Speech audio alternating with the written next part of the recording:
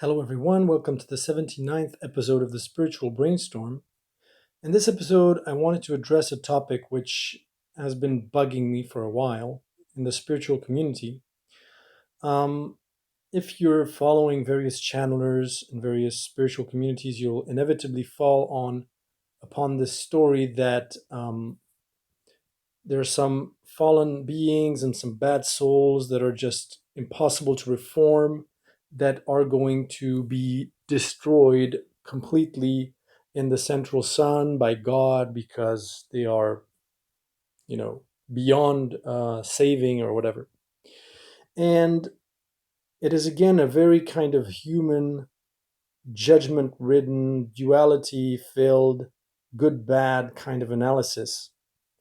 And I wanted to um, sort of correct a bit the perspective on what feels like this punishment of the bad souls or their destruction, which from our perspective sounds like the ultimate punishment, like having your soul dissolved and disappearing into oblivion.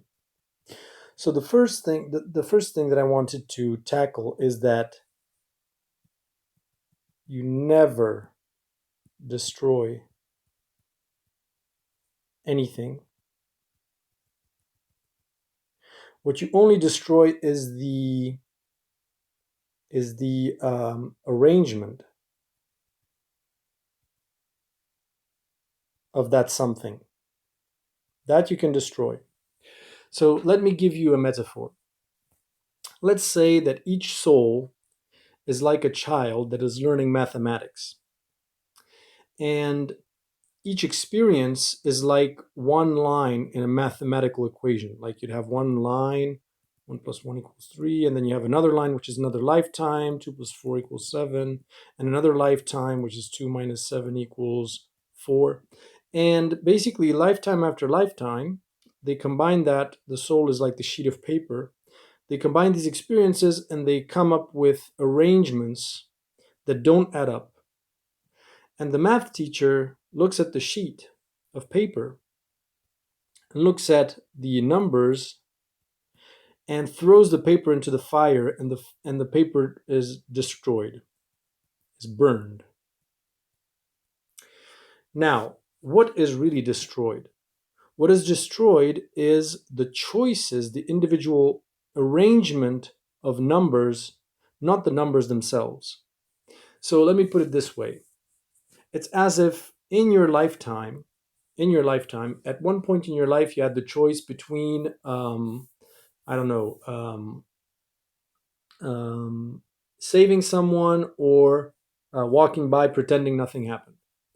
You had the choice between um, taking a job even though you knew it was, there was cheating involved and all that stuff, and it was to the detriment of somebody that was more qualified, or step down and acknowledge the process. Basically, you've made decisions and you've combined certain decisions that already existed within the infinite realm of possibilities of what you as an individual can do, and you've combined them in a way which basically makes you ill-suited to go to the next level, because you were going to take all of the things that you learned in your all of your lives. You're going to take it to a next level of consciousness and experience, just like you go to the next class in math, and you're exposed to more complex formulas. If your understanding of math is already extremely poor, it's even going to be worse in the second class, in the second year. And so it's not a punishment that your teacher throws away your sheet of paper and says you should start over as a consciousness or as a soul, and you have to start over from the atom, or from like very basic structure. It's not a punishment. It's actually being very benevolent towards you, because it would be even more painful for you and for others to progress further. And then you could say, well, that's really cruel. Why wouldn't God just intervene and fix things? And that's the whole thing. If the teacher comes in and corrects all your mistakes, but you have no idea what happened because obviously you have free will as a student, then do you think you'll fare better in the next year when you have more complex problems to solve?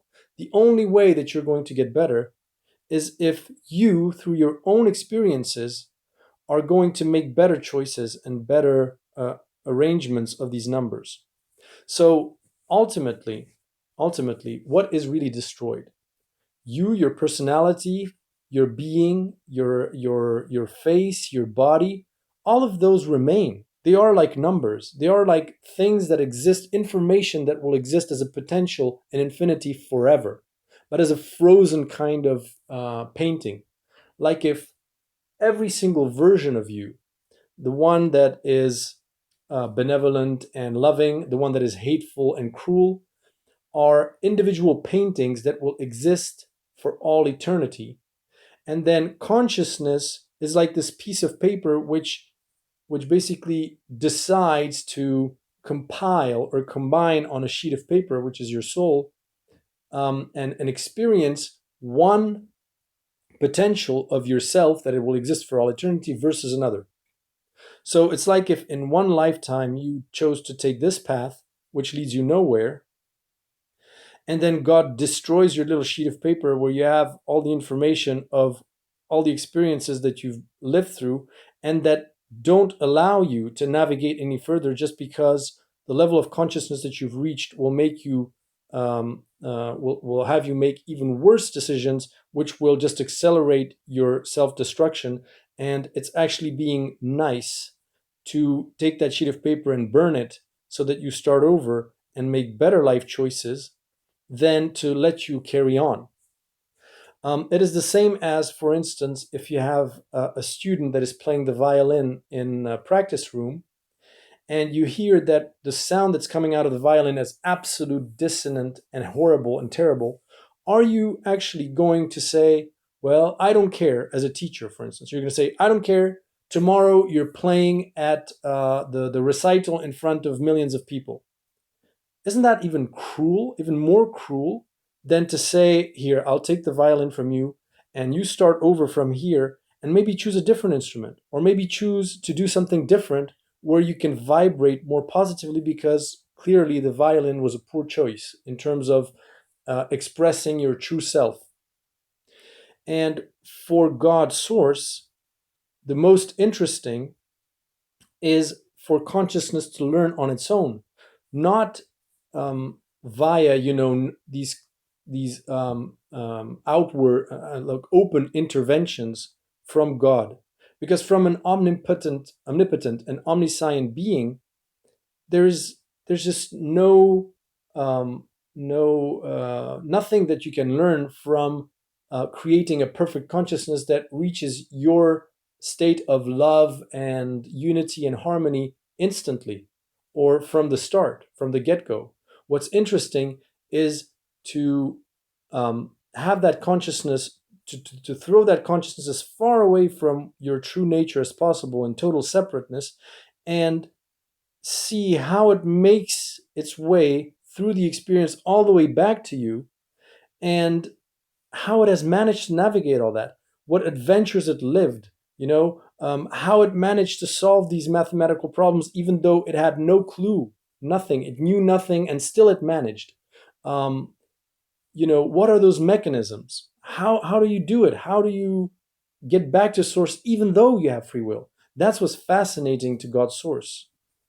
Because when you're already omnipotent, then, I mean, there's just no mystery in solving these problems. They're all obvious to you, and there's just nothing interesting about them. What's interesting is when you solve them from a level of consciousness where you don't know how to solve them and you have to learn.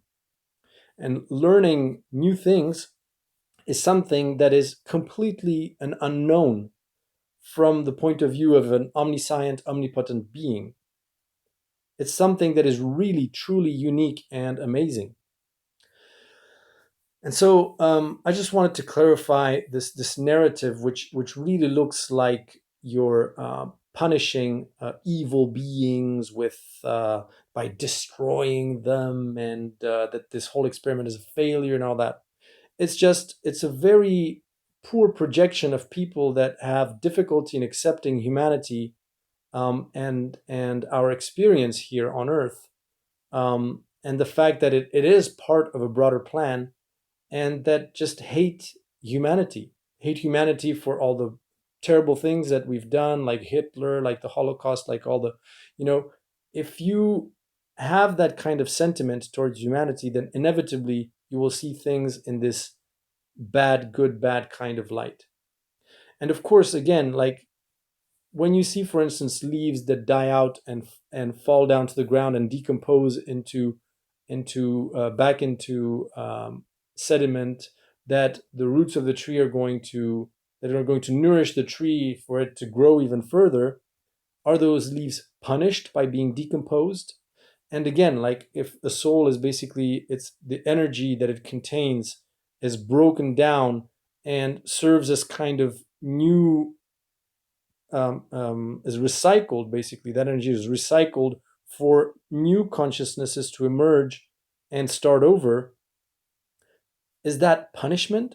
And just because it's at a higher level where basically some souls disintegrate, why would we see that as good bad?